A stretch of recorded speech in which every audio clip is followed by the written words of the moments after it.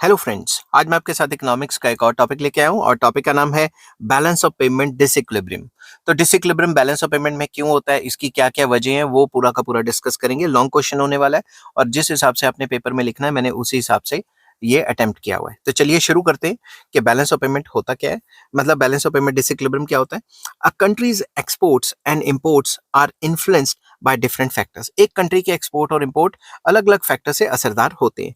There is a little possibility of balance of payments to be in equilibrium during any period of time। तो ये काफी मुश्किल है कि जितना भी पैसा बाहर से आया या जितना भी पैसा बाहर गया वो आपस में बराबर हो, काफी लिमिटेड चांसेस हैं। Disequilibrium in the balance of payments of a country में appear either as a surplus, जिसको हम फेवरेबल बैलेंस ऑफ पेमेंट भी कहते हैं, और एज अ डेफिसिट, जिसको एडवर्स बैलेंस ऑफ पेमेंट या अनफेवरेबल बैलेंस ऑफ पेमेंट भी कहते हैं।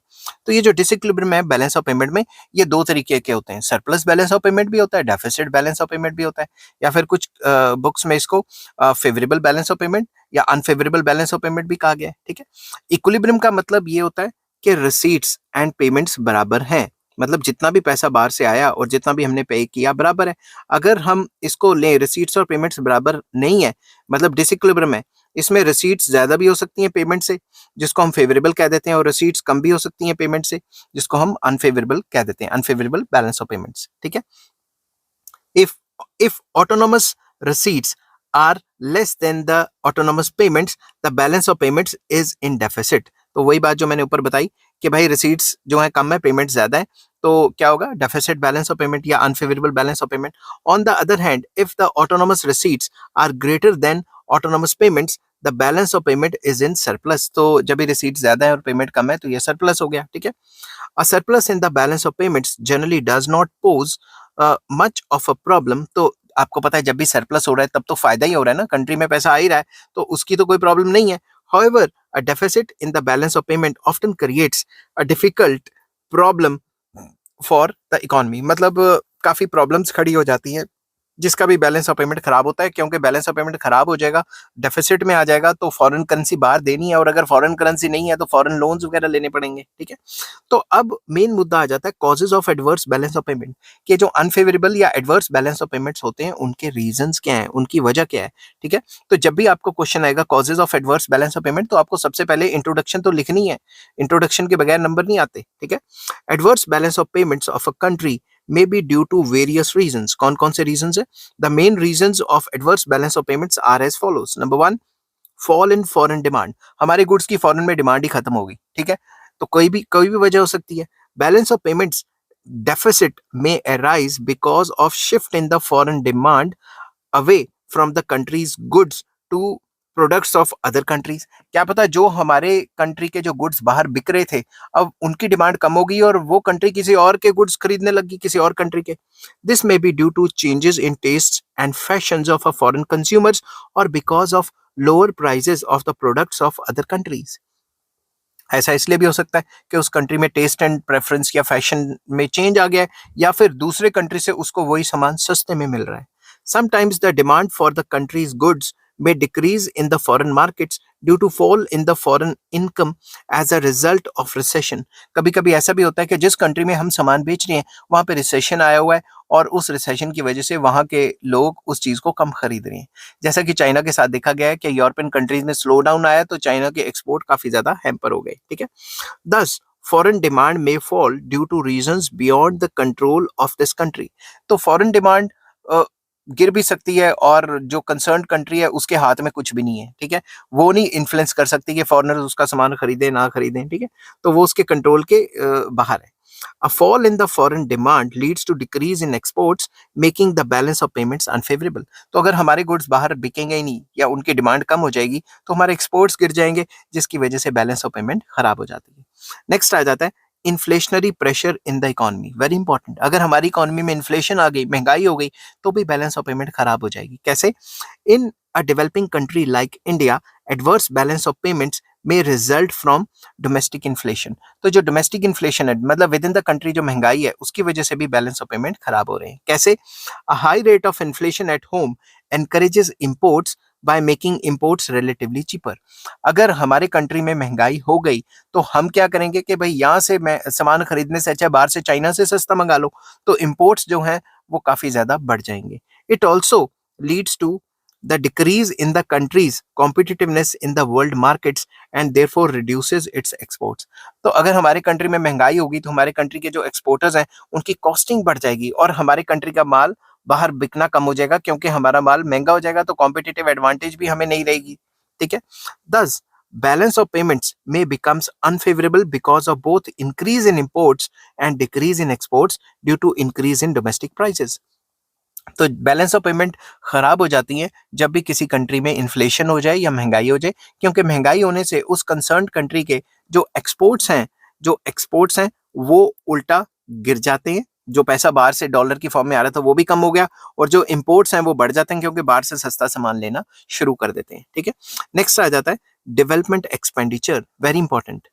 In the developing countries, the balance of payments generally becomes unfavorable due to their developmental efforts. तो हर एक जो डेवलपिंग कंट्री होती है वो चाहती है कि मेरी कंट्री डेवलप करे, तो डेवलपमेंट के ऊपर काफी ज्यादा खर्चा किया जाता है.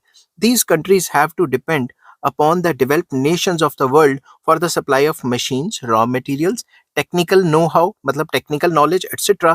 during the initial stages of economic development. तो ये जो डेवलपिंग कंट्रीज होती हैं ये बाहर से काफी ज्यादा मशीनरी, टेक्नोलॉजी, रॉ मटेरियल वगैरह इंपोर्ट कर रही होती हैं, जिसकी वजह से बैलेंस ऑफ पेमेंट तो खराब होना ही है. This pushes up the import bill. इसकी वजह से इंपोर्ट बिल बढ़ जाता है. इंपोर्ट करने के जो पैसे हैं वो ज्यादा देने पड़ते हैं फॉरेन कंट्रीज में. However these countries are not in a position to step up their exports to finance the increased imports. तो ऐसी कंट्री इस हालत में नहीं होती कि जो बाहर से ये इंपोर्ट कर रहे हैं उनका खर्चा वो एक्सपोर्ट से निकाल सकें. एक्सपोर्ट इतने ज्यादा तो होते ही नहीं उन कंट्रीज में. This leads to deficit in the balance of payments, which is known as structural deficit. तो इस टाइप के सिचुएशन में जब भी डेफिसिट आता है बैलेंस ऑफ पेमेंट में तो उसको स्ट्रक्चरल डेफिसिट भी कहा जाता है, क्योंकि इकोनॉमी के स्ट्रक्चर की वजह से बैलेंस ऑफ पेमेंट को नुकसान हो रहा है. ठीक है. नेक्स्ट पॉइंट आ जाता है increase in cost structure of export industries. तो जितनी भी एक्सपोर्ट इंडस्ट्रीज है अगर उनका कॉस्ट बढ़ गया तो भी हमें नुकसान होने लग जाएगा, क्योंकि कॉस्टिंग बढ़ेगी, वो प्राइस बढ़ाएंगे, फॉरेन में डिमांड गिर जाएगी. Increase in the cost structure of a countries export industries reduces the volume of exports by reducing the competitiveness of these industries in the world market. अगर उनकी कॉस्टिंग बढ़ जाएगी उनको प्राइस बढ़ाना पड़ेगा, प्राइस बढ़ाएंगे तो कॉम्पिटिटिव एडवांटेज नहीं रहेगी, जिससे एक्सपोर्ट्स गिर जाएंगे. The cost structure may increase due to higher wages. Cost structure क्यों बढ़ा? क्योंकि वेजेस बढ़ गए उस कंट्रीज में, या higher prices of raw material के प्राइसेस बढ़ गए, या हायर रेट ऑफ इन्फ्लेशन, उस कंट्री में इन्फ्लेशन होगी. This fall in exports makes the balance of payment unfavourable. या इस ये जो कॉस्टिंग के बढ़ने की वजह से जो फॉल आया एक्सपोर्ट्स में उसकी वजह से भी बैलेंस ऑफ पेमेंट खराब हो जाती है, अनफेवरेबल हो जाती है, या डेफिसिट आ जाता है बैलेंस ऑफ पेमेंट में. नेक्स्ट आ जाता है decrease in supply. A fall in supply at home also leads to a situation of deficit in the balance of payments. अगर हमारे कंट्री में सप्लाई कम होगी चीजों की तो भी डेफिसिट आ जाएगा. कैसे? Agriculture production may fall because of natural factors like failure of crops. Agriculture production गिर गई और एग्रीकल्चर गुड्स की सप्लाई कम होगी तो हमें बाहर से मंगवाने पड़ेंगे. एग्रीकल्चर तो आपको पता है नेचुरल फैक्टर पे डिपेंड करता है. भूकंप मतलब फ्लड्स आ गए या बारिश नहीं पड़ी या कोई भी ऐसा सिस्टम हो गया जिसकी वजह से एग्रीकल्चर प्रोडक्शन जो है गिर गई, तो हमें खाना तो खाना ही है ना, तो बाहर से मंगवाना पड़ेगा. सिमिलरली इंडस्ट्रियल प्रोडक्शन में fall due to labour strike, shortage of raw material and power etcetera. Industrial production भी हैम्पर हो सकती है. क्या पता लेबर स्ट्राइक पे बैठ जाए, या रॉ मटेरियल नहीं मिल रहा, या बिजली की कमी, या किसी चीज और चीज की कमी. तो जब भी सप्लाई हैम्पर करती है तो हमें वही चीजें बाहर से मंगवानी पड़ती है, तो भी बैलेंस ऑफ पेमेंट खराब है. As a consequence of this exports fall, तो इनकी वजह से एक्सपोर्ट्स जो है वो गिर जाते हैं. एंड इम्पोर्ट्स में rise to overcome the scarcity of goods at home. तो इन सेक्टर से जो एक्सपोर्ट हो रहा होता था वो तो कम ही हो जाएगा, उल्टा जो इंपोर्ट हो रहा होता था वो बढ़ जाएगा, जिसकी वजह से बैलेंस ऑफ पेमेंट खराब हो जाएगा. This has adverse effect on balance of payments, जैसा कि मैंने बताया. नेक्स्ट आ जाता है appreciation in the exchange rate, जब भी हमारे एक्सचेंज रेट में एप्रिसिएशन हो जाता है तो भी हमारा बैलेंस ऑफ पेमेंट बिगड़ जाता है. The balance of payments becomes unfavorable because of appreciation in the exchange rate of a country. अगर किसी भी कंट्री का एक्सचेंज रेट अप्रिशिएट हो जाता है तो भी उसका जो बैलेंस ऑफ पेमेंट है वो खराब हो जाएगा. अप्रिसिएशन मतलब मान लो $1 है ₹80 का, मैं एग्जांपल दे रहा हूँ, वैसे 82 83 का चल रहा है, ठीक है. अगर वही $1 मान लो ₹75 का हो गया तो भी हमारे बैलेंस ऑफ पेमेंट खराब होने लग जाएंगे. मतलब हमारी कंट्री की करेंसी अप्रिशिएट होगी ना. कैसे? Appreciation of a country's currency increases the external value of the currency. हमारी external value बढ़ गई है, value बढ़ गई है, समझ की बात. This makes importers this makes importers cheaper. importers नहीं आना था, imports बोलना था मैंने. This makes imports cheaper and exports expensive. तो इससे क्या होता है, हमारे जो इंपोर्ट्स हैं, जो हम बाहर से सामान मंगा रहे हैं, वो सस्ता हो जाता है. क्योंकि पहले $1 का सामान 83 में आ रहा था, अब $1 का सामान 75 में आ रहा है. तो हम इंपोर्ट बढ़ा देंगे अपने, और एक्सपोर्ट जो है वो महंगे हो जाएंगे. फॉरेनर कहेंगे भाई पहले तो $1 में 83 रुपीज का सामान मिलता था, अब 75 का मिल रहा है, इस कंट्री से नहीं खरीदते, कहीं और से खरीदेंगे. तो consequently imports increases and exports fall, leading to a situation of adverse balance of payment. इसकी वजह से भी बैलेंस ऑफ पेमेंट खराब हो जाती है. ठीक है. नेक्स्ट आ जाता है इंक्रीज्ड डेट बर्डन. किसी कंट्री ने कुछ ज्यादा ही डेट ले लिया, कर्जा ले लिया, उससे भी बैलेंस ऑफ पेमेंट खराब होगा, क्योंकि रीपेमेंट भी तो करनी है ना लोन्स की. The developing countries of the world need to import capital largely in the form of portfolio investment to promote their development. तो बेसिकली जो डेवलपिंग कंट्रीज है उनको काफी ज्यादा कैपिटल को इंपोर्ट करना पड़ता है in the form of portfolio investment. Portfolio investment क्या होता है वो मैंने पिछली वीडियोस में डिस्कस किया हुआ है, ताकि उनके कंट्री की डेवलपमेंट हो. This has created a large debt burden on account of debt services like interest. तो अगर हम बाहर से काफी कैपिटल को इंपोर्ट करते हैं, ठीक है, इन्वेस्टमेंट्स करवाते हैं और लोन्स वगैरह भी लेते हैं, तो जब लोन वगैरह ले रहे हैं तो हमें लोन का रेट ऑफ इंटरेस्ट भी तो चुकाना है ना, तो डेट सर्विसिंग भी तो करनी है ना. These countries are therefore required to make large interest payments to the developed countries. तो जिस कंट्री से उधार लिया है या इंटरनेशनल इंस्टीट्यूशन से उधार लिया है उसको इंटरेस्ट पेमेंट भी तो करनी है ना. This creates the problem of payments in foreign currency. तो अब ध्यान से सोचो, हमने इंटरेस्ट पे करना है और जो प्रिंसिपल है वो भी पे करना है फॉरेन करेंसी में, तो जब वापस कर रहे हैं तो बैलेंस ऑफ पेमेंट तो हमारा खराब ही होएगा ना. समझ की बात. नेक्स्ट आ जाता है डेमोन्स्ट्रेशन इफेक्ट, वेरी इंपॉर्टेंट. ठीक है, ये अलग से एक नंबर का भी आ जाता है. तो डेमोन्स्ट्रेशन इफेक्ट क्या होता है? Demonstration effect on the people of underdeveloped countries, UDC होता है under developed countries, is also responsible for unfavourable balance of payments of many under developed countries. जो भी अंडर डेवलप्ड कंट्रीज के जो लोग हैं उनके ऊपर जो डेमोन्स्ट्रेशन इफेक्ट पड़ता है, डेमोन्स्ट्रेशन इफेक्ट होता है कि वो देखते हैं कि भाई यूरोपियन कंट्रीज के लोग या डेवलप्ड कंट्रीज के लोग एप्पल का फोन लेके बैठे हैं, नाइक के शूज पहन के बैठे हैं, ये भाई मर्सिडीज चला रहे हैं, बीएमडब्ल्यू ऑडी चला रहे हैं, तो उनको नकल करते हैं, तो वो सारी फॉरेन की चीजें खरीदते हैं, तो हमारा बैलेंस ऑफ पेमेंट तो खराब होना ही है ना. समझ के बात. तो क्या कहते हैं, बैलेंस ऑफ जो पेमेंट है वो इस वजह से भी खराब हो जाता है. ठीक है. People of underdeveloped countries try to imitate the consumption pattern. तो बैलेंस ऑफ पेमेंट जो खराब हो रहा है उसका मतलब बता रहा हूं कि डेमोन्स्ट्रेशन इफेक्ट क्या होता है. People of underdeveloped countries try to imitate और copy the consumption pattern, particularly with regard to luxuries like cars, air conditioners, etc. of the people of developed countries. तो अंडर डेवलप्ड कंट्रीज के लोग जो develop countries होते हैं उसकी चीजों को कॉपी करने की कोशिश करते हैं, जिसकी वजह से बैलेंस ऑफ पेमेंट खराब हो जाता है. वो भी सारा ब्रांडेड सामान खरीदेंगे और ब्रांड्स होंगे बाहर के. समझ की बात. This had led to a large increase in the imports of consumer durables या consumer durable goods, leading to deficit in the balance of payment. तो इसकी वजह से भी बैलेंस ऑफ पेमेंट खराब हो जाएगी, क्योंकि हम बाहर से काफी सारी चीजें ब्रांडेड गुड्स को इंपोर्ट करेंगे. समझ की बात. तो नेक्स्ट आ जाता है पॉपुलेशन प्रेशर. ये भी इंपॉर्टेंट फैक्टर है.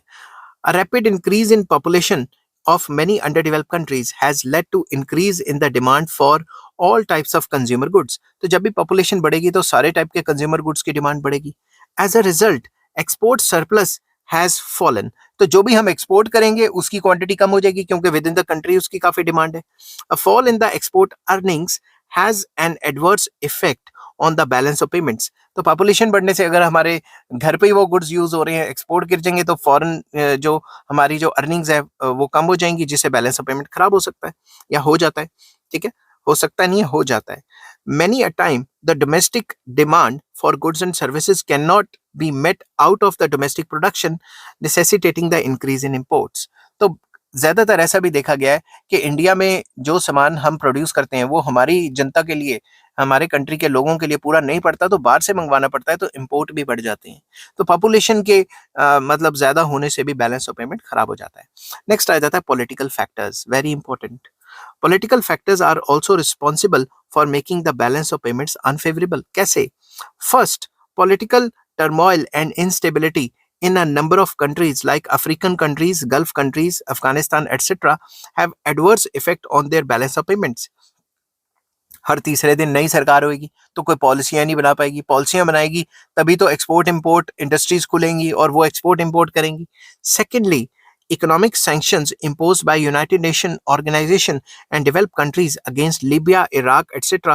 or are also responsible for adverse balance of payment. तो जो भी डेवलप कंट्रीज हैं वो हर तीसरे दिन, जैसे अमेरिका है, हर तीसरे दिन किसी ना किसी पे इकोनॉमिक सैंक्शन लगा देता है, तो वहां पे हम जो है ट्रेड करना काफी मुश्किल हो जाता है। तो उसकी वजह से भी जो बैलेंस ऑफ पेमेंट्स है वो खराब रहते हैं उन कंट्रीज के जिनके ऊपर सैंक्शंस लगी हैं। ठीक है, तो ये सारे के सारे फैक्टर्स थे जिसकी वजह से बैलेंस ऑफ पेमेंट खराब हो जाता है।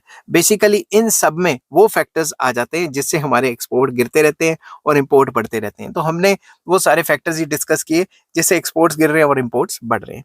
तो नेक्स्ट वीडियो में मैं लेके आऊंगा कि अगर बैलेंस ऑफ पेमेंट को सही करना है तो क्या करना चाहिए, कि क्या करें कि बैलेंस ऑफ पेमेंट सही हो जाए। ठीक है, आई होप ये वीडियो आपको पसंद आई होगी। अगर पसंद आती है तो please like, share and subscribe. Chapter का नाम था बैलेंस ऑफ पेमेंट्स और इस चैप्टर के सारे लिंक्स आपको इस वीडियो की डिस्क्रिप्शन में मिल जाएंगे। Take care, bye bye.